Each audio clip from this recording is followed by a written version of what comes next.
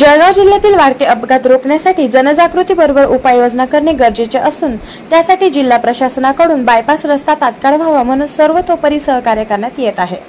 शहरातील वाढती गर्दी, वाढलेले सिमेंटचे रस्ते आणि नवतरुणांच्या गाड्यांचे वाढते वेग यावर नियंत्रण आणण्यासाठी पोलीस आणि आरटीओ संयुक्त प्रयत्न करतील। हेल्मेट घालणे हे सुरक्षिततेसाठी दृष्टीने अत्यंत गरजेचे असल्यामुळे इथून पुढे ती सवय लागावी म्हणून इथून पुढे जिल्हाधिकारी कार्यालयात येणारे दुचाकी चालकांना हेल्मेट सक्ती करण्यात येणार असल्याचे जिल्हाधिकारी आयुष प्रसाद यांनी सांगितले। 30 मे रोजी संध्याकाळी जिल्हाधिकारी कार्यालयात जिल्हा सुरक्षा समितीच्या बैठकीत जिल्हाधिकारी बोलत होते।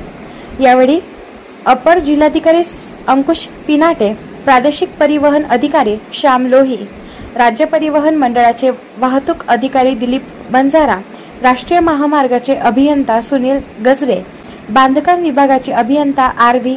बिराडे यांच्यासह विविध वाहतूक संघटनांचे स्वयंसेवी संघटनांचे पदाधिकारी उपस्थित होते। दीपक राठोड यांचा रिपोर्ट DR न्यूज जळगाव।